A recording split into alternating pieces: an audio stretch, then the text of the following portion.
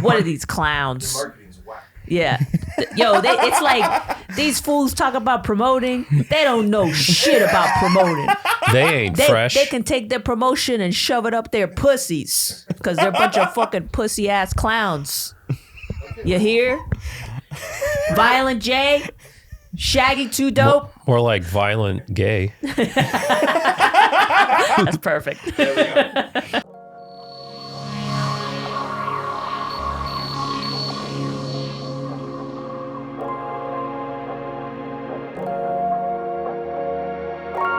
Hello, everybody. This is the Turtle Reads Podcast. I am Clay. I'm Melissa.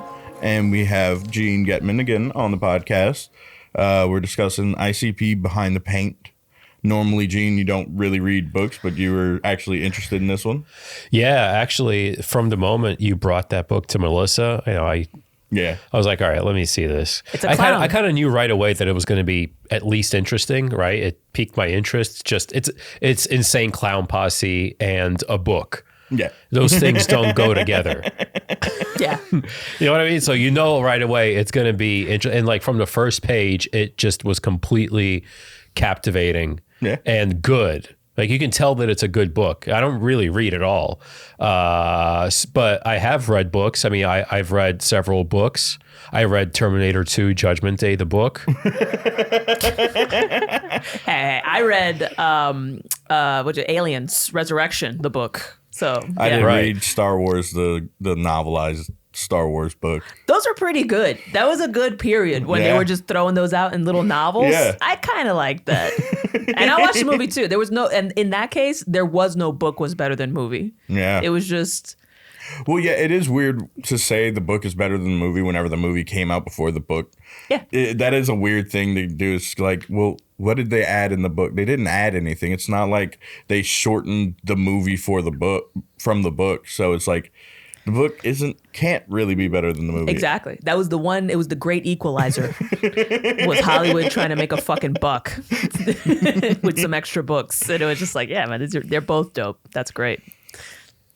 This book was great because I'm pretty sure that these guys can't read. So that was interesting. I was thinking like I don't think for sure Shaggy Too Dope probably has not read this whole book in its entirety ever. Violent J was like in the process of writing it. Like he was part of it. Him and Hobie. What's his name? Hobie. Well, that guy, Etchlin? yeah, I looked him up. What's his name? Hobie Etchlin? Etchlin. Yeah, Etchlin. I looked him up, and that's even more interesting because he's not even a professional ghostwriter or any kind of guy like that. He's actually a Bikram yoga instructor, but he worked with Violent J on writing out this book, and he really did I gotta say, the guy did a great job. He captured this guy's essence. He really got it. He let him speak. He let his kind of voice come through, and Violent J's voice is just insane. You know, it's so genuine and so childlike too, right? But not childish. Not childish ever. Nah. Childlike in that Buddhist enlightenment way. Exactly. It was blowing my mind. I'm reading this shit because I never heard of juggalos or ICP growing up, really, because in the Bronx it wasn't a thing. People did get into wrestling, but not really juggalo culture, right? Yeah. But I get it. Not too many wiggers. Yeah, it was so enlightened. Well, they didn't have to be, you know. Everybody was just black up there, even if you were white. It was just everybody was the same. It was also just black and Puerto Rican anyway. But yeah, these guys. It was just so interesting. This guy's so fascinating. The music sucks. I think actually it does, but not in the way that I know that's coming out wrong. Listen, it's the music is not particularly good, but it's not bad, right? It's like catchy and hooky, and but the message behind the music is great. Yeah, you know, that's really what comes out. What is the message behind the music? I don't know, man. It was just the message has like sort of pseudo religious undertones and like this really epic universe that they make. It's super creative. Yeah. They're in the dark carnival. They make up this whole world for everybody. Every single album engages people like in another step of the journey through that carnival. It's idea really of the coherent. 6 Joker cards. The 6 Joker cards, and then they just make 6 more when they ran out. Yeah. They're just like, let's make 6. All right, 6 more. Yeah, but it's great. Yeah, the Dark Carnival is basically God.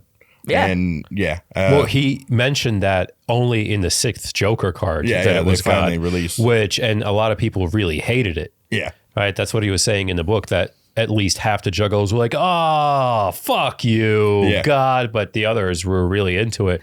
So, but that makes me wonder whether it was God the whole time, because they talk about early in the book when they were kids, they talk about a situation. And there's like, here's the thing. Let's back up a little bit, because I just wanted to mention that this book was not, I didn't read the book because, again, I don't like read, but I listened to the audiobook. And I probably will go back and read the book. That's how much I liked it. I mean, this book was, in a very bizarre way, almost life-changing for me. It really sort of peaked, it like hit a certain note in my consciousness that had previously gone atrophied, as I grew from a kid into an adult. And it kind of like took me back to when I was a kid growing up in New York, and a lot of the ways that Violent J and his brother Rob talk about, their upbringing and kind of like all the weird situations that happened to them and the people they grew up with. I didn't grow up in as tough a situation as they did, but I did grow up in Brooklyn as an immigrant white kid, around a culture that was very different and much harder than what kids in Russia would have had. When you're in Russia as a young kid, you're mostly around people that are a lot like you, white on the surface, but culturally it's very homogenous. That's the thing about Russia. Everyone's Russian, everyone's the same, and that facilitates a certain degree of comfort and even innocence. Like, there were not even a lot of drugs in Russia. No one really smoked weed. No one was on heroin except in remote towns and things like that. And really that grew really into the 90s after the Berlin Wall fell. So when I came to America as a young immigrant kid, I was all of a sudden hit by this inner city American culture that was very fucking intense and like predatory, and getting into fights and getting picked on as a kid and bullied and fighting back. And growing up around that as I got older, it started to kind of all come back to me as I was listening to this audiobook. And Violent J, one thing about him, he is an excellent storyteller. And by virtue of the fact that he's just so fucking genuine. Yeah. There's this contemporary word that I like, that like TikTok young kids use, based. You know that word? Yeah. I fucking love the word based. I think it like captures something, because the word before that was authentic. You would be authentic, but based really captures the, where it comes from? It comes from this fucking rapper. I forgot his name, Lil B or some shit like that. Do you know where based comes from? So this one rapper, little fucking something, there's like a million little rappers out there. My brother was one of them. But, which, by the way, I think is appropriating midget culture. All these little people out there, you know, taking away opportunities. So this guy was a crackhead and he was a rapper, and everyone made fun of him. They're like, he's a fucking crackhead. And he was like, fuck you, I love smoking crack. And they were like, oh, he's based, right? Because he's smoking crack all the time. And it kind of, as he got bigger, that followed him, where being based was like being true to yourself. In this particular case, it's being a crackhead. But in general, it's like really being just true and authentic and sort of strong-willed and forward-thinking, and just being into whatever the fuck you are and taking that to the nth degree, and not letting anything divert you from your consciousness. And in many ways, even if you're a fucking retard like Violent J, who's an idiot, this person's like borderline, he can't read, borderline retarded, grew up under the worst circumstances, failed everything out of college, but that doesn't make him a bad person or even a stupid person. In a lot of ways, this guy's one of the most authentic people that I really fucking just connected with as a storyteller. And on another level, he's almost like a level of Buddhist wisdom that you don't really see anymore. You know, the Buddha himself was, well, he was a rich kid that went out, you know, and traveled the world trying to be poor. But in many ways, a lot of people who are Buddhas and are enlightened are just trash. You know, they're homeless. Yeah, well, Buddhists, if you like a traditional Buddhist in Nepal, they're homeless people walking around with a blanket and a bowl.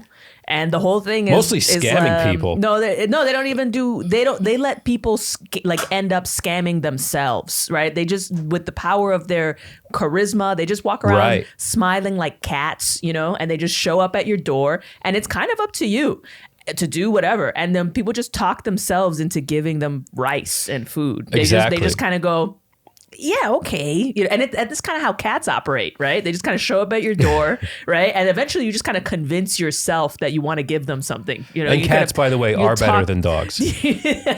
Yeah. I wish Gene had been there for that. But yeah, it's just really interesting that he's such a potent personality, you know?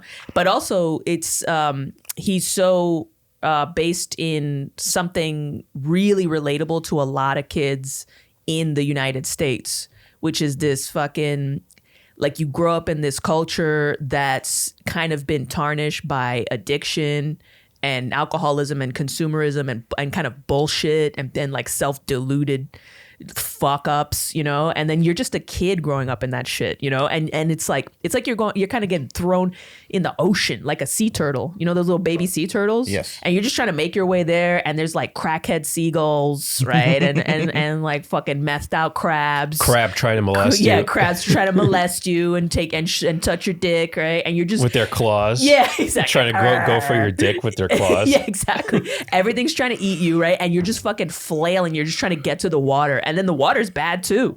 And you're just in this tumult, you know, of fucking waves and predators. And you're just this little kind of tadpole of a person. And you're just trying to grow, right? And I think that's what he referred to as floobs, like that kind of person. Well, no, floobs is what him and his brother were before. Pre-Juggalo. Pre-Juggalo, yeah. Yeah, but But they're still floobs. Yeah, they're still floobs. And all the juggalos are floobs. Yeah. These are floob people who are just wade through the world and don't really have a place in the world because they're floobs. Yeah. And that's the other thing that was so, I don't know, enlightening about this book is just seeing, there was a line in there where when they released, I think, Dog Beats, their first album, and they started getting some, I wouldn't say fame, but momentum, right? They started getting audience coming to their shows, and they realized like, holy shit, we're onto something, right? So there was this one line that really stuck out to me where he was like, people started coming up to me and they were talking like us, they were acting like us, they looked like us, but they weren't doing it to copy us. They were already that way. They were floobs just like us. And the Dark Carnival and ICP just was a lightning rod for all of these people to come together and find each other and find you. Yeah. So I feel like I appropriated the word floob to mean a sort of like that tadpole level consciousness of a person who, like, you grow up in this situation, right? And that shit can wash out a lot of people. It can wash out who you are. It can kind of make you forget who you are, and then you just kind of become a part of the thing, you know. And just you just become another fuckwit. But I feel like the floobs, right, in the definition that I kind of adopted, just means it's like a person that grew up in that situation, but there's this like kernel of them that's still holding on, that's waiting for like magic, you know? And I think for ICP in particular, that was a particular kind of magic that people who didn't want to lose that part of themselves were just attracted to, right? They're just naturally like that. Yeah, it's a brotherhood of like outcast type thing. Like they really did.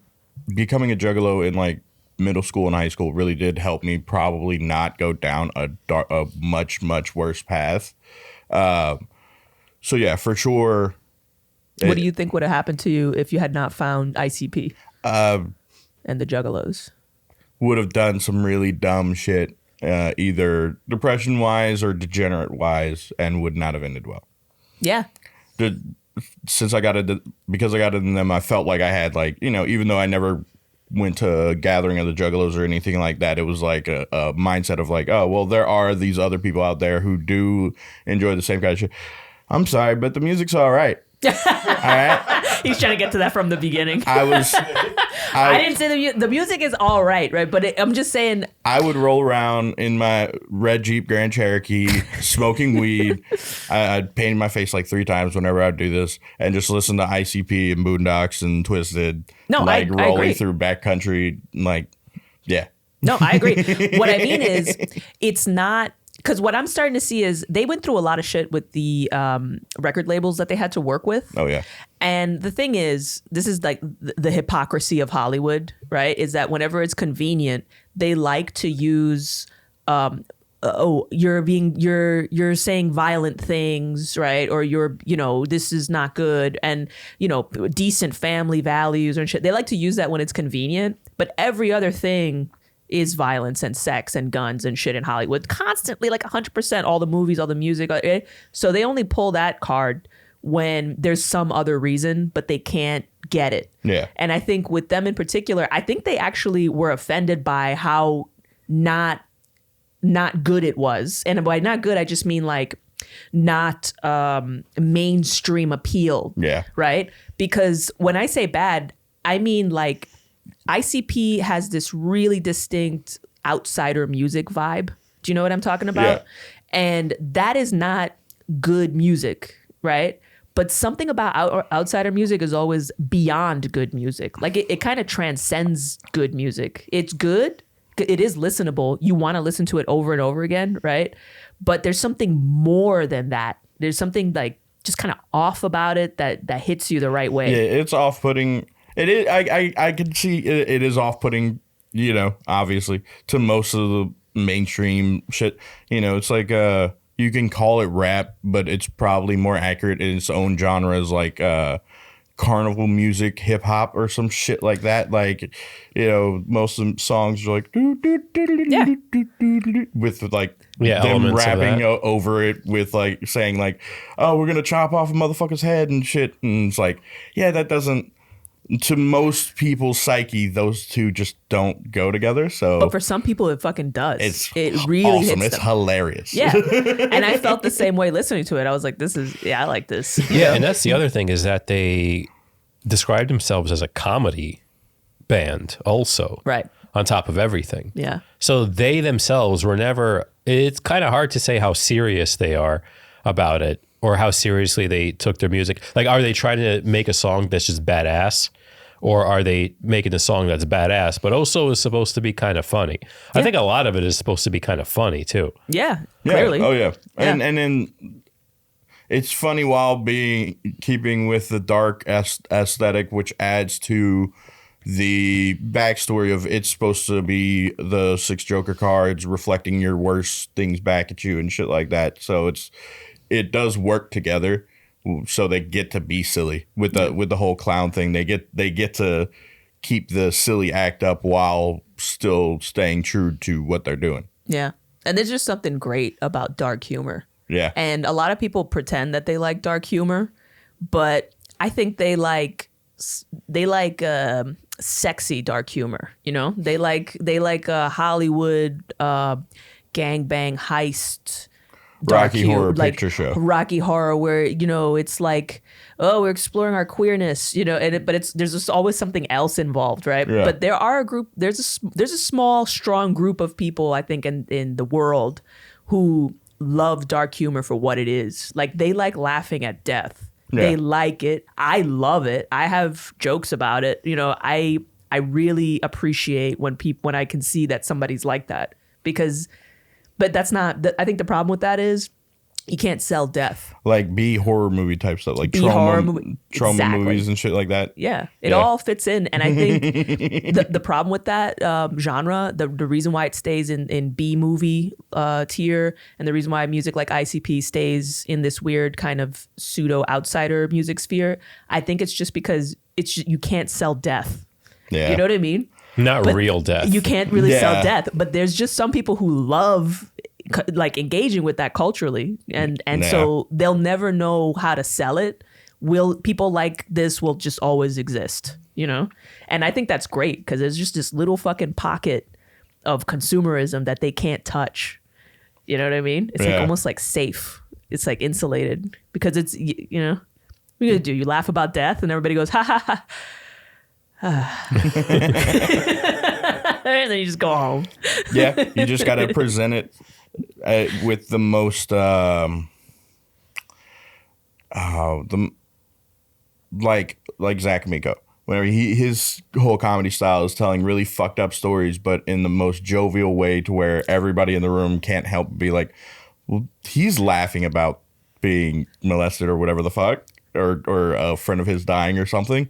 So I guess we should be laughing too. Yeah. It's like tragedy. Yeah. Yeah.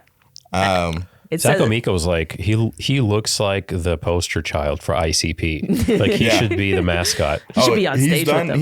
He's done. I'm pretty sure he's done Gathering of the Juggalos. They have a comedy stage there now. Yeah, that fits. And I'm pretty sure he's done it. I've heard a few comic friends of mine have done it. And yeah, that would be hilarious to see. I do eventually one day want to go to the Gathering of the Juggalos. That would be fun as fuck. Can you take us with you? We'll stay out of the way. I know we look like squares, but you know, we'll be, I don't know, just kind of hang out, right? Y'all be the two most fit people at Gathering. Yeah, of the we'll be the losers there, basically. Look like these fucking chodes. They'll think we're narcs. Yeah, they will. Nobody wants to drugs in front of us. They're gonna try to hire y'all to actually do some backflips and stuff on stage because nobody else will be able to. Gene will just do a fucking flag or some shit. I'll do a pull up or yeah. I one of my favorite stories from the book. I was like thinking about it for a while sitting out back. Them going down that road with the road. Yeah, with the monks and shit. Yeah. Talk about lay it out first. Okay. Yeah. So there was a tall tale folklore about this one road that if you go down, there's like this psychiatric hospital and a church or monastery. And supposedly there are these monks that live on this road that will chase you out with like shotguns and shit. And so they go out searching for it. And one of their friends says he swore he found it and shit like that. So him, his brother, and then like 7 other people, all kids, go take their car. Well, was it his car or his friend's car? I think it was his friend's car. Yeah. But it's creepy from beginning to end. Yeah. They as soon as they get in on the road, it's just like really weird, creepy. It's a special night too there also.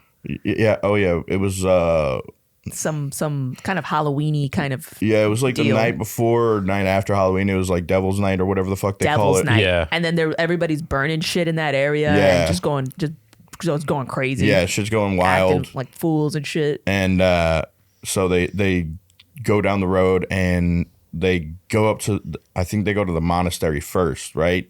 They walk up, like creep up to the monastery and are trying. No, lots of stuff happens first. First, they get to the entrance, and the entrance has a graveyard, and then across from the graveyard, there's a house. And then they see that guy who's just staring at the wall. Yeah. And then as they're looking in at the window of this guy's house, he slowly turns in their direction. And it's like he can see them. They freak out, but he just stays there the whole just staring. And then I think he starts laughing or some shit. Yeah. It's just super creepy already. And they're all like, I like the fact that they all came together as a crew of warriors, right? Which makes the whole thing epic. Right? Yeah. And that's the kind of shit that we're talking about with his childhood, which makes you think of your childhood. Because he got everybody together and he's like, we're warriors. We're going to go down the road. You know, we're going to fight the monks. Right. And that's just really epic, awesome shit that every kid should go through because it gives you that feeling that like you know what magic feels like, in other words, which is just kind of a state of mind. Right.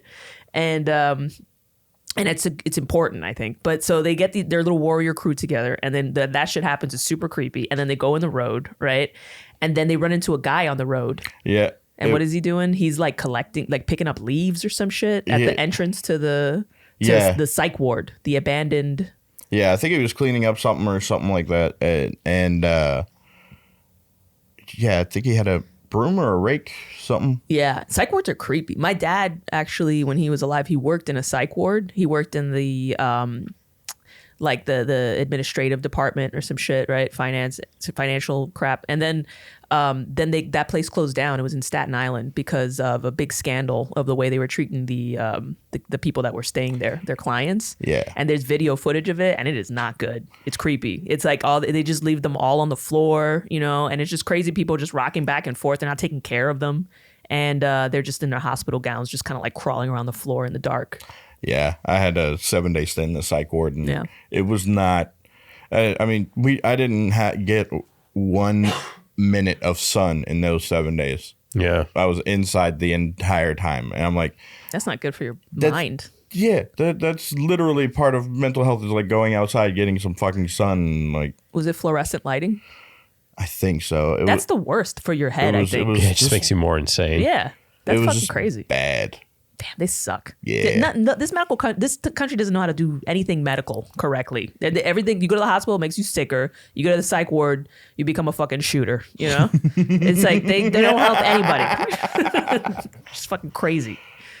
But yeah, and so they run into that guy on the site in front of the psych ward, and then I think they just pass him by, and then they go to the monastery, or did they have the? He did something, like he was being creepy or something like that. Yeah, he was being weird and creepy. At one point, there was like some kind of monster. Was that at the end? That may have been at the end. Yeah, I think that was a different story. That might be a different story. That he saw a monster when he was the Ultimate running Warrior. around, screaming Ultimate Warrior. Yeah. Well, let's do the road one first. Okay, so the road, right. Well, they found that monks monastery or whatever they were doing. There's like naked monks. Yeah, and they walk they up crawled to up. They crawl up to the monastery and they like peek in, and there was like naked monks inside the monastery and shit.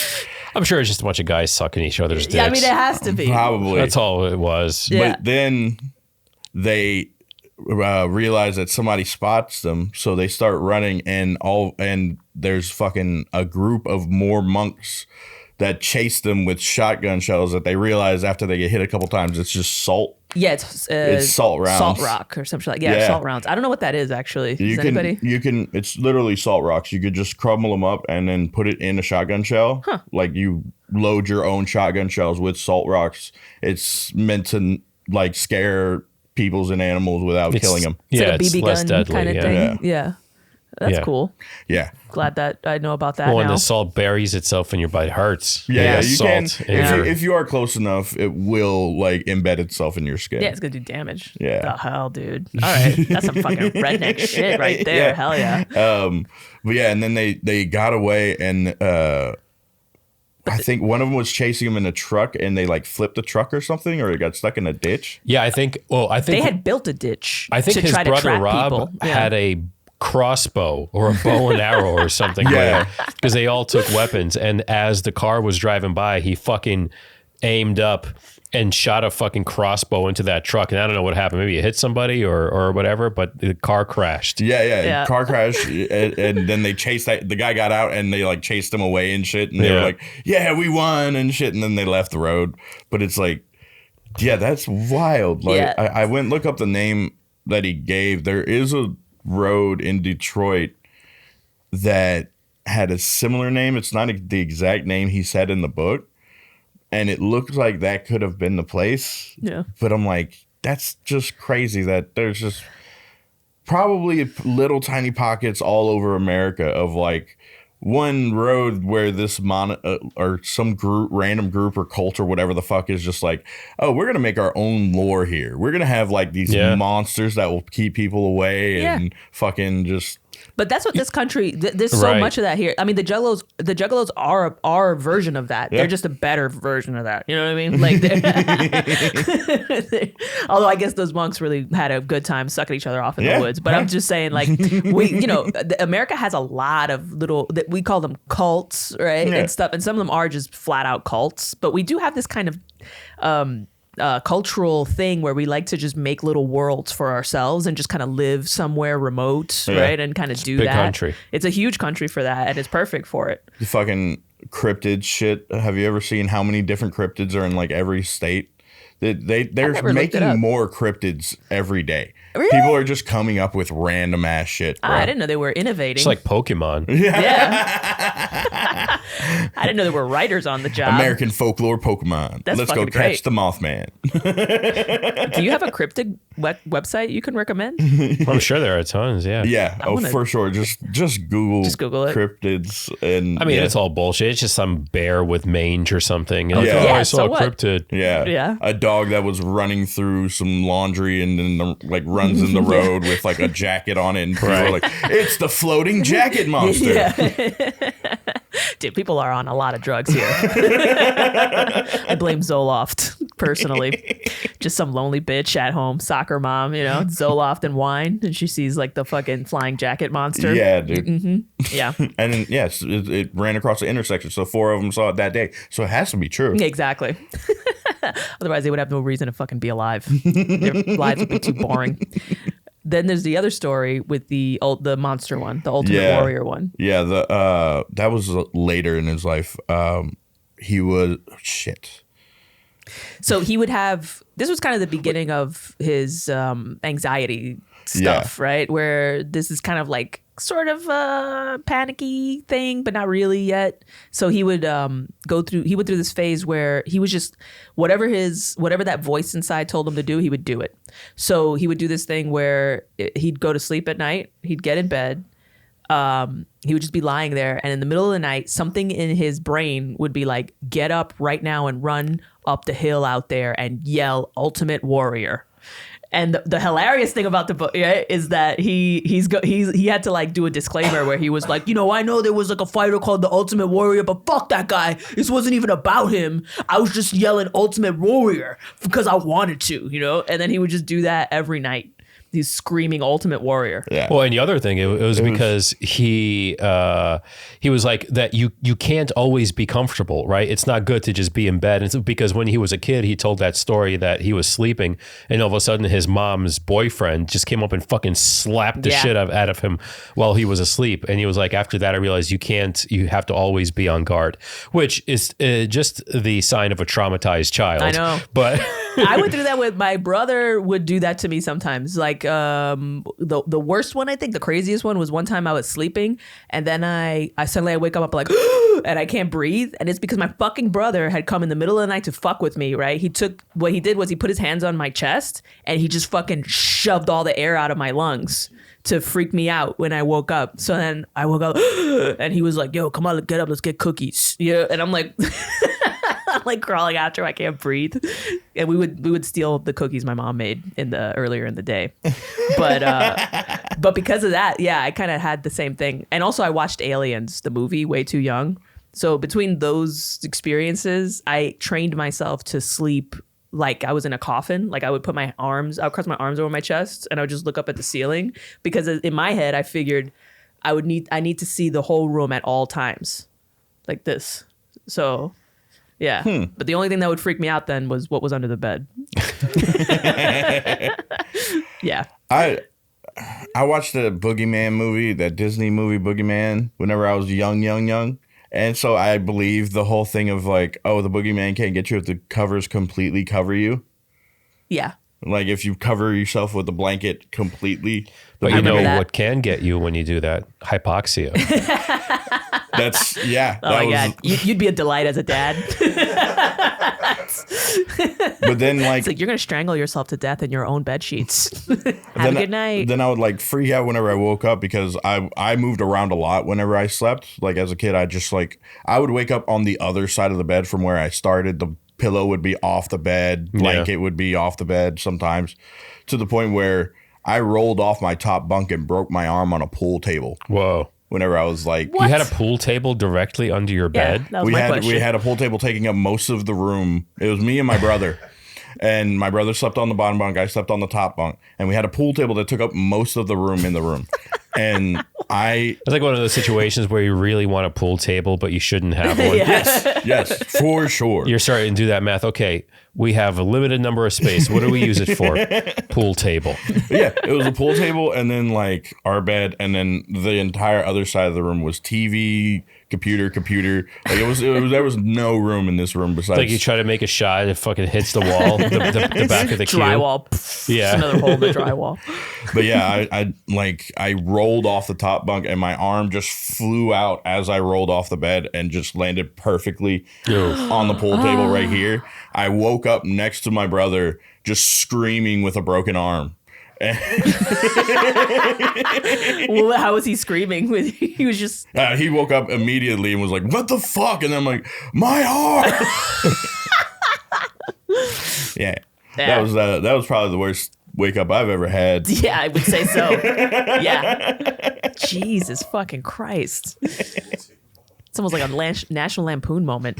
Yeah, it was. Yeah, but yeah, he was, whenever he did the running up the hill and stuff, he was living in or doing that for a particular reason though.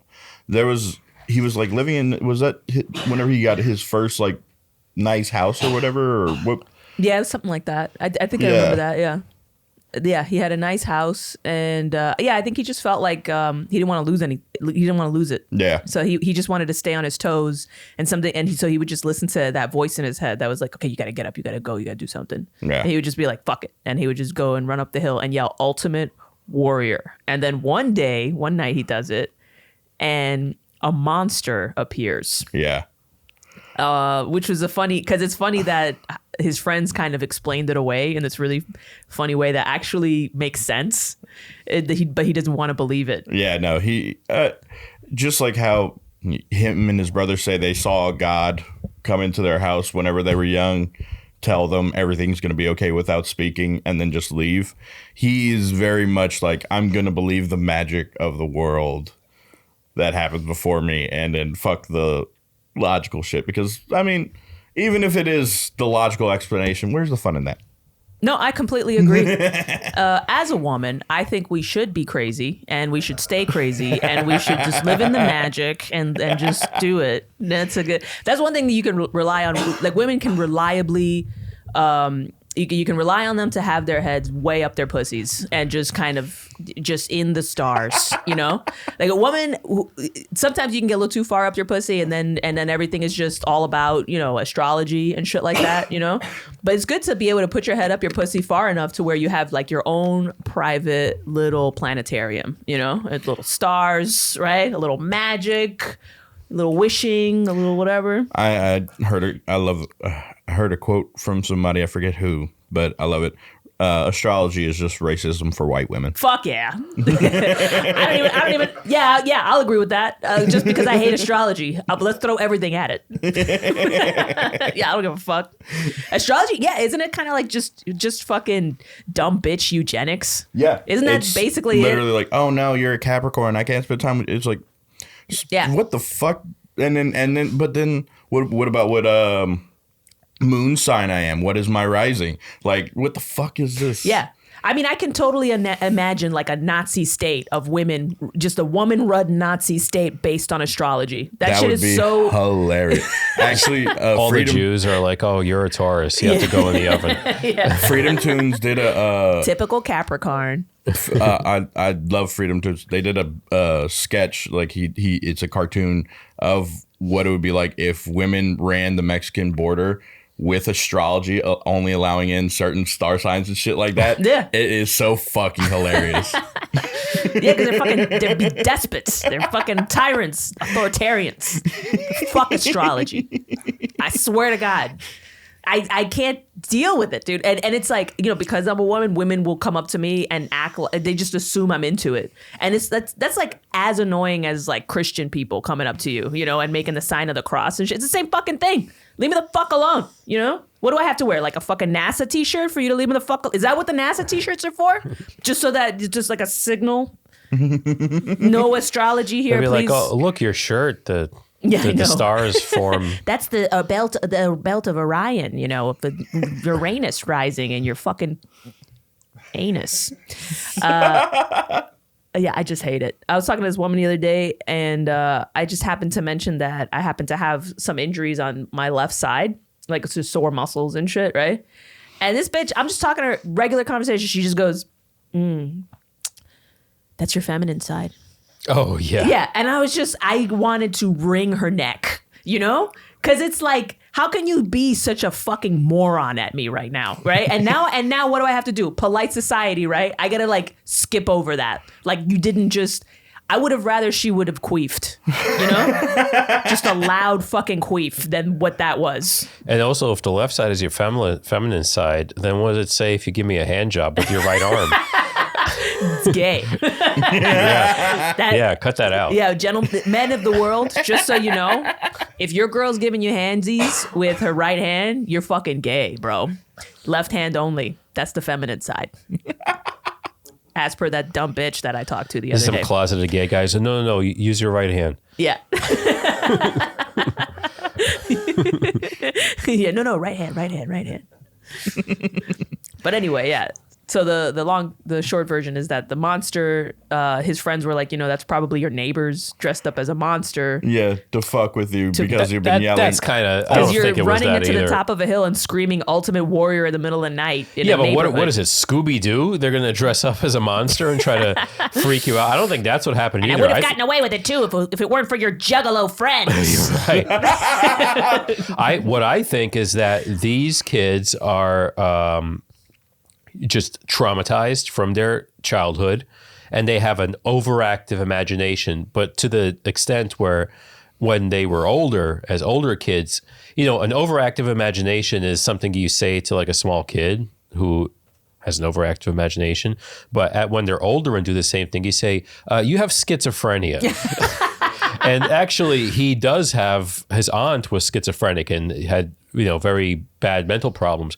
So what I think happens is that when you get like so stressed out and you get so psyched up and you psych yourself up, and this is widely documented in, you know, different tribal practices where they dance themselves and chant themselves into sort of this hypnotic state. You work yourself up, and if you really fucking believe, you just go up there and you just fucking yell, "Ultimate Warrior," at the fucking top of your lungs with all your fucking heart. You just fucking yell, "Ultimate Warrior," which I can't even do. Right? I'm held back. Like I've never done that in my entire life. Is just yell something with all my heart behind it. Never. Yeah. You know. So, but when you do that. Well, yeah, but that's only when I'm looking in the mirror. So. Yeah. But I think you can actually conjure up. It's not real. Yeah. It's not like it's conjuring it up from the fucking, you know, 13th dimension. But in your mind, it conjures, and you really see it. And I think that's what happened. I think it was real for him. Yeah. Well, I mean, when I was living in New York, playing with this band, it was very Afrocentric, right? So I would be surrounded by people who were into Santeria, like for real. And one time I got invited to somebody's grandma's birthday. And then I show up to the projects, basically, and I go into this apartment, and grandma's dead. Grandma's been dead for 10 years. So they have a big doll sitting on a rocking chair, a big black doll in a dress. And that's grandma. So I had to go there, and they were like, okay, well, now you got to pay your respects to grandma, whatever, right? I forget her name. And then I had to ring a bell and offer her an orange and all this shit, right? And that was just the beginning of the night, okay? And then there was like tapas and shit, right? But then it was like, okay, down to business, right? And so basically what Santeros do is they basically whip themselves up into that state of mind with drumming. So the drumming is like really strophic, really polyrhythmic, very complex rhythm, right? And they're do, you know, and then it's like drumming, and then they start doing shit that kind of alters your senses a little. Like they'll do things that kind of throw you off sensorily. I don't know. Like they'll dab cold water on your head suddenly, right? They'll do little things to kind of trick your brain out. And then eventually these people start to grab your ass. Yeah, they just grab your ass. You know, oh, that was grandma. You know, and then it's like I didn't do that. And then eventually they start like freaking out. Like they'll start speaking in tongues, right? They'll start it's like speaking gibberish. They'll start eating cigars and candle wax. They'll start pouring hot wax on their faces and shit. And it's like the ancestors are here, you know. And so I'm watching this, and the whole time I'm like pressed against the wall, like, I gotta go soon. All right, see you guys later. But it was pretty intense, and it was a pretty interesting thing to see. And that's kind of the same thing. It's kind of like the Ultimate Warrior version of that. Yeah. But for Puerto Ricans. I think that's pretty, humans just have that ability to kind of go into this feverish state. Yeah. Right? Where you're just imagining shit. And it's stupid, right? It's dumb. I don't think but it's also stupid. I think isn't. it's important. I think it's very salient. Well, it's there. It's there. Well, it's there. I think people indulge in it too much. Like when people do astrology shit and like witchcraft bullshit, right? People get too self-indulgent about that part of your brain. I think you should be aware of it, and I think you should explore it a little, just so that you know what crazy feels like, you know, just so that you can kind of contain yourself a little bit better. You know what I mean? Like, just be crazy in your head. Yeah, you should understand that it's like, know the what the limits, limit is. Just keep it in there. Right, like that the limits of the human psyche are not fixed within polite society. You know what I mean? Like, there is room to go completely fucking insane, and it could happen to you. Yeah, you can get really it can get crazy. And there used to be religions back in like the Bronze Age that would really give into that. It was like the Bacchus, the Dionysian shit, the guy with the ivy around his head with the wine, right? People only know that part, like that nice friendly part where it's just like, we're getting all drunk and girls are showing their tits, But the origin of that religion was, no, let's get drunk and get into a frenzy. And then we're going to run through the woods. And if anybody gets in our way, we're going to tear them apart with our bare hands. And we're going to eat their raw flesh, because that's what this god is, right? And that's how far it can go. Like and it's like women eating their own babies and shit like that. And like, it can get crazy. We can get very, very crazy. So that's why I think you should know about that kind of stuff and about yourself, because everybody's in their own little journey in your head, and it's very epic in here. You got your symbolism, you have your gods, you have your shit. You just got to know that there's a line between that and other people's shit. Yeah, at some point you find yourself eating some Jew's liver. You're like, exactly. Wait a minute. I'm crazy. Yeah. Oh, shit. Oh, man. God, went and ate a Jew's liver again. Damn it. I really got to stop that. So, yeah. What's one of your other favorite stories? Y'all two. Mine was the monk. The monk one? Yeah. I got a few kind of scattered throughout. I really love the childhood part a lot, because it reminded me of my childhood in little ways. But I just like the stuff where they're just talking about watching a beetle come out of its skin. Mm-hmm. And how that was so vivid for them, and they just were so fascinated by that kind of stuff, and them running around with dogs in the mud and stuff. I thought that was really cool. The butterfly was pretty cool. And in the beginning. butterfly, exactly. And I like the story. I like the shorts. This is a short one, but basically they go to London, they do a concert, and I really like that scene that he describes where he gets off stage. Everybody's covered in Faygo, and then this girl, she's just drenched in Faygo, bright-eyed, right? It's just stars in her eyes. She grabs him, and I think she kissed him, right? Or something, or she just pulls him towards her. She pulls him towards her. She goes, "You are brilliant. You're fucking brilliant." And that just kind of blew him away, and that was a special moment. And I could see that. That's just a really cool. Visual. It's interesting. They didn't really get much play in Europe, but they were like super popular in Australia. Yeah, like Australians love ICP, which is hilarious. I mean, look, Australians, ex-cons originally, right? You know what I mean? It's kind of the same. It's a similar thing to America. But then in order to play Australia, it's so separated that they have to fly everywhere. Yeah. Well, yeah. There's just all that desert, and you don't want to do a walkabout or anything, because that's just fucking long. But yeah.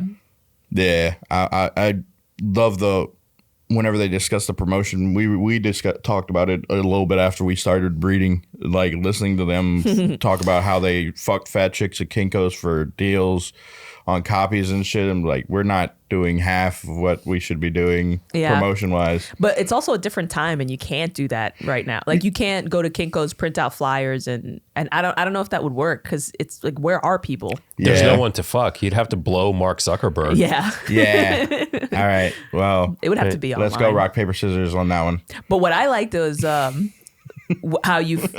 it makes you feel from the get-go when you read that book. Because that was the funny thing I noticed about the two of you. Because I felt it too, but I thought it was just me. And then the both of you started reading this book, and then you both started getting really upset, like with yourselves, and like antsy, and just kind of like anxiety, right? And if I hadn't seen both of you, like, first it was Gene because I was around him, and then I saw you, and then it clicked for me, and I was like, this book is making us feel like shit. Like, this book is making us feel like we ain't shit, basically. Like we are not working hard enough, at our path or whatever. Yeah. And that was just really funny. That's what this book makes you feel. This is better than any self-help book that people claim is good out there. For sure. It's because it's not just like a self-help, like, it's not trying to get you to do anything. Get up. Yeah. It's not preaching to you about anything like, you should do this. This is how you help yourself. It really just portrays their story. And by watching their enthusiasm and hard work and commitment to just who they are and what they are, it really just teaches by example. Yeah. And it's not just like a pull me up by my own bootstrap story. It's like, oh, he got kicked like into the mud early on in life, complete shit situation, and then pulled himself up by his bootstraps. Like, fucking single mother who then starts dating a dude who starts molesting his sister and probably his brother too. And you think he felt bad that he didn't really get molested that much? He's like, what, I'm not good enough? Yeah. Every kid who was the one that didn't get molested a lot too feels fat that way. for you. Yeah. It's in my face. It's my personality.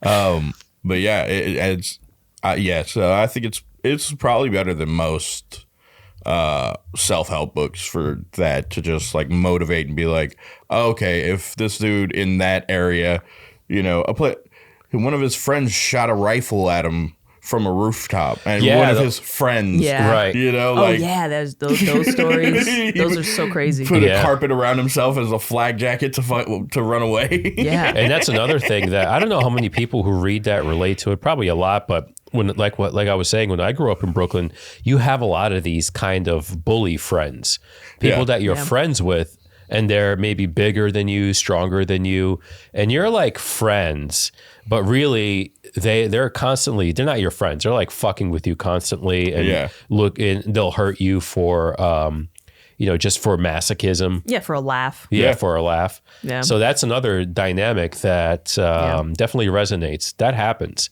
Yeah, that happened to me too in New York. New York sucks. New York is not good for kids. Yeah. It just isn't. And when you look in the book, like, you see pictures of everybody, all those guys. And that's another thing, is that like, oh man, so many of these guys. Yeah. Just the way they look, you just know the kind of guy that is just fucking They're idiots. very relatable. Yeah. In the East Coast, those kind of guys, they would be kind of where we grew up, like outer boroughs, or you'd find them in like South Jersey. Yeah, Philly. Like that's kind of like where you find those kind of people. Yeah. I mean, we had that. Like, I had a elementary school bully who like rode the school bus and like was kind of cool with my older brother, but he would pick on me on the bus and shit. But that was more of like that. We barely saw each other whenever we grew up, to where it wasn't an issue later. Actually, that same bully ended up pulling my Jeep out of a ditch whenever I fucking took a turn too sharp, and went into the ditch about a block away from my elementary school. And he pulled it out with his fucking, he just was driving by and he's like, hey, I'll get you out of there, with his pickup truck. Just pulled me out a couple minutes before a cop showed up and was like, hey, something going on? We're just like, nah. Nice. But you kind of grew up on a farm, sort of.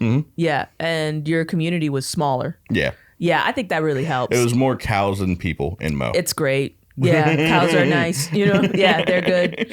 They can take a punch, right? Yeah. And they're the cuddly. cow tipping is not a thing, by the way.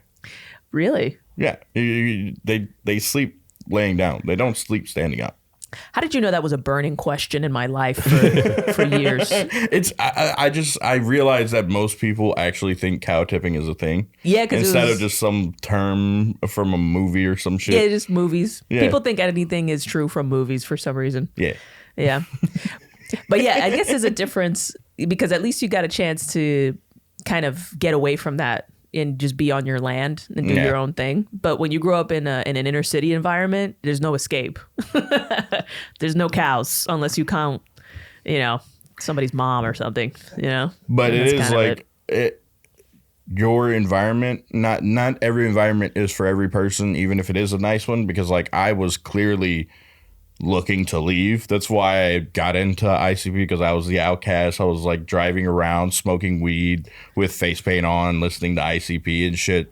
And eventually I am the only one in my family to ever move away from there. Right. So it's like that area is good for some people, but bad for others, because I was gonna be stuck there content in some like fast food job forever.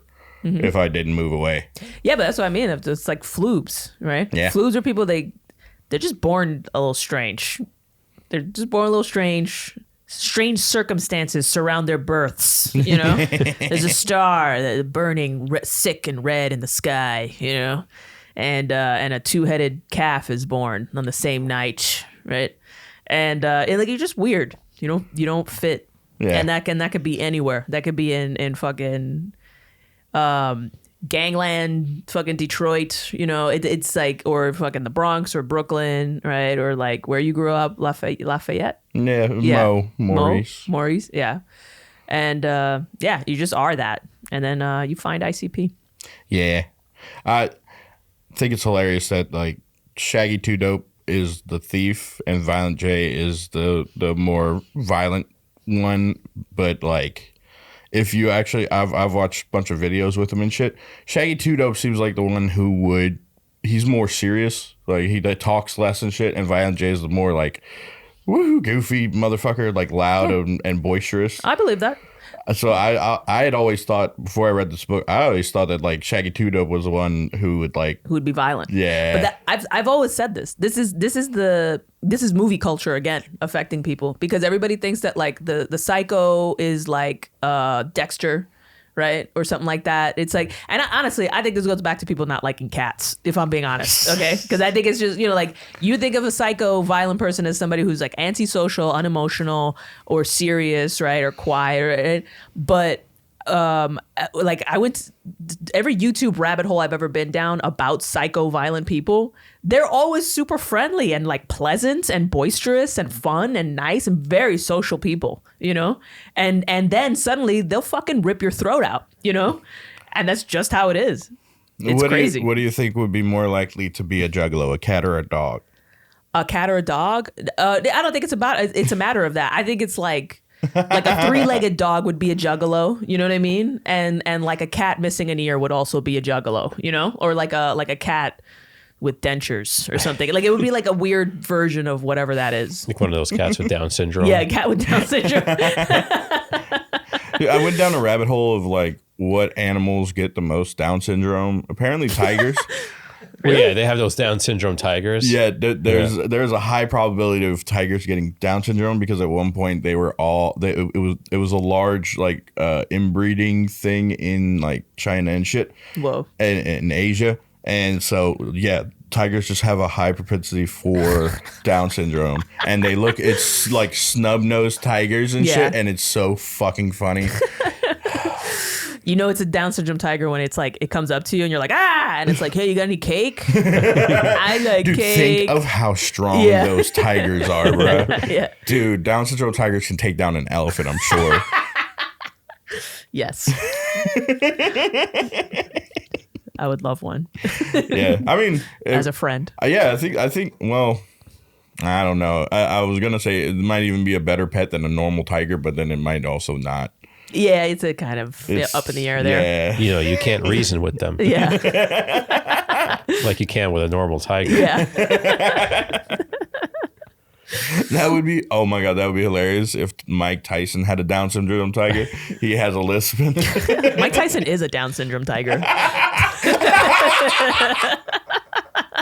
It's going to get to the point where the Down syndrome tigers are like the high prize tigers that you get when you're like a United Arab Emirates, like a Saudi prince. Yeah. No, what they're going to go Like for. they all have tigers. They're going to be like, well, give me the Down syndrome tiger. I want to be different. No, Only the finest Down what they're going to syndrome go for tigers. is the Down syndrome ligers.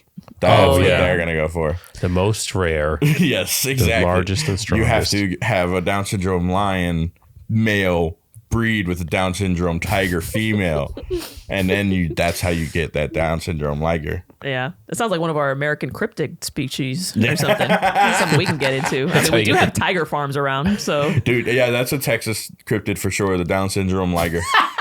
Texas. That's what So he has to Tiger update. King really went to jail for. Yeah. Dude, that's what. Yeah, that was his ultimate goal, and they found out. You're evil. It's like, but they're so cute. Oh God.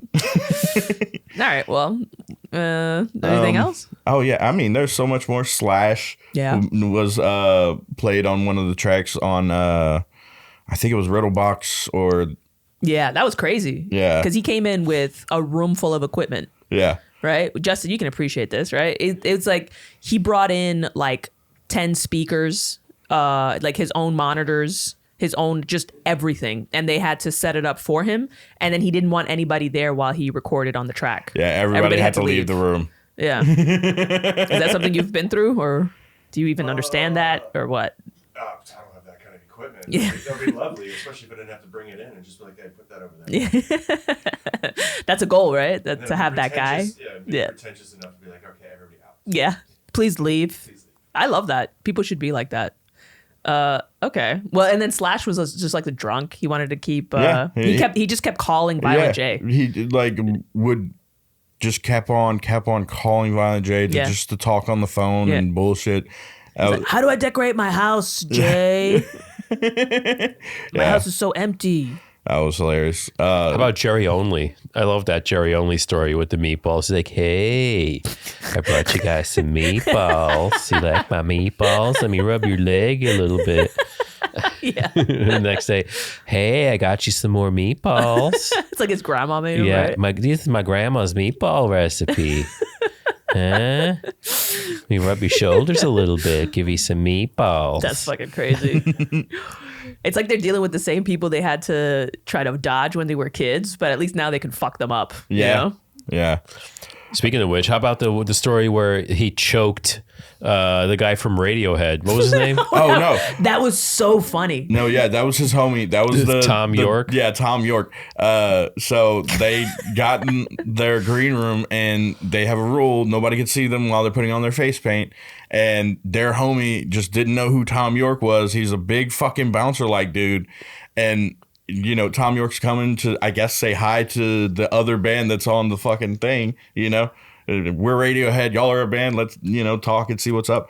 Fucking dude, just like, no, you're not coming in here. And he's like, nah, I'm just here to Hey, come in on, the green Mike. room. Yeah. I just want to come Rage in the Against green the room. Machine lead singer. He's No. like, hey man, what the fuck? Radiohead. Oh no, it's Radiohead? Yeah, Oh, that's even Radiohead. funnier. Yeah. That's even funnier. Why did I think it was Rage Against the Machine? All right, whatever. Dude, and Yeah. he just like fucking threw he says he did like ass over tea kettle, like literally launched Tom York out of the room. That's what happened with that. Yeah, Probably, maybe. dude. Yeah. Because apparently their friend was like, yeah, bigger than Violent J type dude, just large man who just. Tom York is a small, rail thin guy. So yeah, that is fucking hilarious. They also told Eminem to go fuck himself.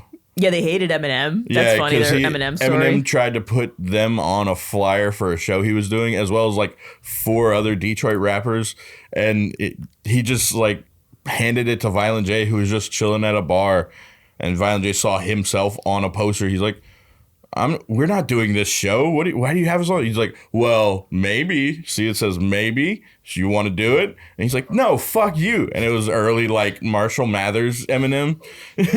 Told him to go fuck himself. Yeah. That's great. Last time I checked on Eminem just to see what he was creating or doing, he was just doing weird shit. He was just kind of doing very like pop trailer park kind of combo music. Like aesthetically, it's like a lot of pink. And a lot of balloons and bubbles and like it's like he's trying to be whimsical in a trailer park. It was weird. Well, he's in his because he always layers his rhymes with his little fucking voiceover animation. Yeah, exactly. And he just keeps doing that. He is in an era right now where he's like kind of like grandfathered into hip hop and shit like that, but then he had a whole beef with Machine Gun Kelly, and that it's just so dumb. Yeah, it's like nobody cares. No, yeah. Yeah. So yeah, that he's a great rapper, but also he's doing dumb shit right now. That sums it up. Yeah. Did you like him before? Is that what it is? Oh yeah, I mean he had some good shit. It's not like he's one of my favorites, but he just in general a good white rapper would probably helped most white dudes be comfortable rapping.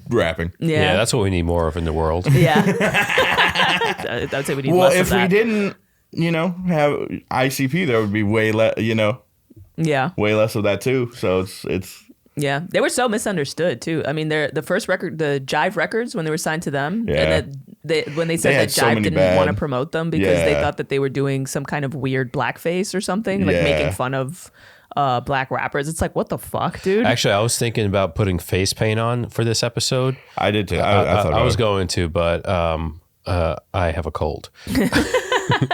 But how funny would it be? I was thinking it would be funny if I put on face paint, but mostly just the black face paint. Yeah.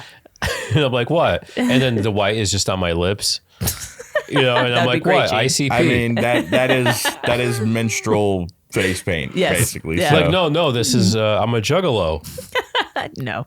Huh? I don't think so. Come on. Well, I mean, I'm glad you talked us through what you were going to do. But yeah. But yeah, that's crazy that you would just see that. Like, you would just see that you're like, oh, you're doing some kind of racist blackface. Yeah. If you see that everywhere, you're racist. You know what I mean? Like, I've always, I don't even know how to express that thought, but a person who's just seeing, like, you see some guys dressed as clowns and you're seeing them making fun of black people, that's you in your head. You think that that's black people. That's why you think that. You're a fucking idiot. You're racist. Definitely, it's subconscious. And they always projecting. put it on everybody else. Yeah, and it's like, you go deal with your fucking shit, right? Let these clowns rap. Like, shut the fuck up. Yeah, I never understood any of that kind of shit. But yeah, stupid, because you don't think that way. You know what I mean? It's whatever. Yeah.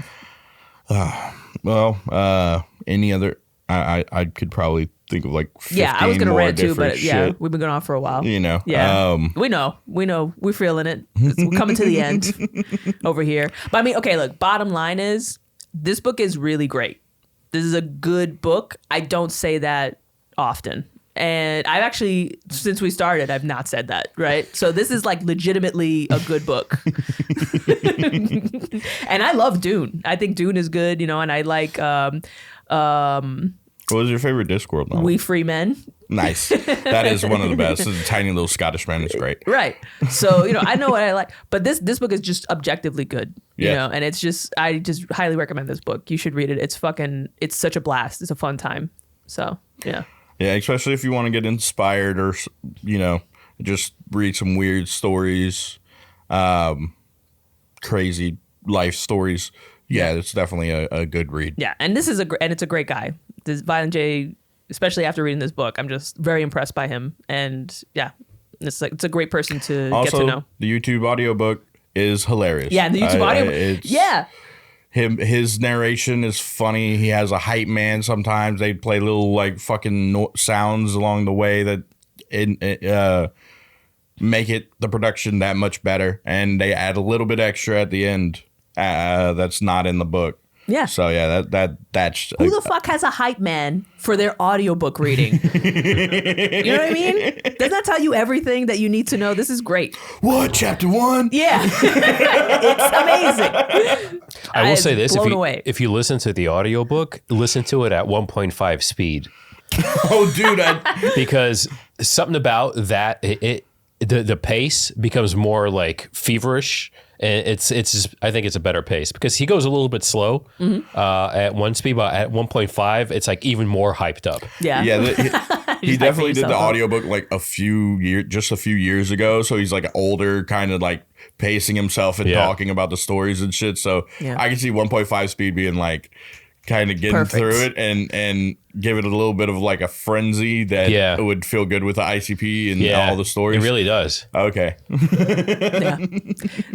Yeah, I think that's good. All right. Well, I think that'll be the end of that this episode. Gene, Melissa, anything y'all want to plug or whatever? Nah, not really. You know, I started working with OnlyFans recently, so I guess I'll put some extra shit up on Melissa there. Melissa did just do an OnlyFans set last night, 10 minutes for OnlyFans, and she murdered. I was watching, and it was not porn. Not porn. Yeah, I gotta say that. It's not we're saving titties. that for this podcast. We're gonna do some porn on here. Yeah, if I'm gonna show titties anywhere, it'll be here. Okay. I mean, not take that part out, but I'm saying, I'm invested in this podcast. But anyway, OnlyFans, I'll put comedy on there or whatever, some extra stuff. If you're interested, just find me on it. Yeah. And check us out on Spotify and YouTube, the Creek and Cave Studio YouTube page. And we'll see you on the next episode. Thanks for joining us, guys. Bye. Bye.